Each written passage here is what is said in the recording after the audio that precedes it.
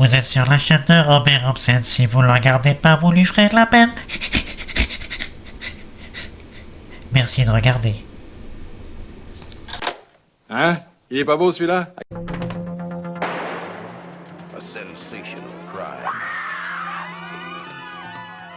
An airtight alibi. We can't lay a finger on this guy. And a chain of evidence.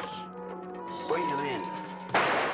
Charles Bronson is a cop looking for a killer. Les années 80 pour Charles Bronson sont à la fois les plus prolifiques de sa carrière, mais également son chant du cygne. En effet, l'acteur tourne presque uniquement pour la Canon, studio emblématique de ces années-là. Il va enchaîner bon nombre de films, où il endossera l'emploi le plus connu de sa riche carrière, mais un peu réducteur en ce qui concerne le bonhomme, celui de justicier, après le premier Death Wish de Michael Winner, un petit classique dans lequel l'acteur fait encore preuve de nuance, tout comme son personnage, certes justicier mais avant tout homme qui souffre au-delà de tout. Viennent alors Un justicier dans la ville 2, Le justicier de New York, Le justicier bracelet dealer, Le justicier l'ultime combat, Le justicier de la justice.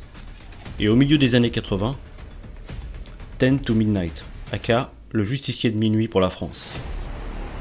Le film met en scène l'inspecteur Leo Kessler, qui traque Warren Stacy, un dangereux tueur en série qui assassine des jeunes femmes. Malgré sa certitude de la culpabilité de Stacy, Kessler manque de preuves, et quand le meurtrier est libéré et commence à s'en prendre à la fille de celui-ci, l'inspecteur décide de prendre la justice en main. Par rapport aux suites de Death Wish, dont certaines frôlent le ridicule ou le nanar rigolo, le film de Jack Lee Thompson est une série B menée tambour battant, où le personnage de Bronson n'hésite pas à contourner la loi pour mettre fin aux agissements d'un psychopathe, parfaitement campé par Gene Davis, frère de Brad Davis. Les scènes de meurtre sont assez graphiques, et le suspense du dernier quart d'heure est très réussi, le personnage de Kessler se muant en bourreau exécutant la sentence suprême.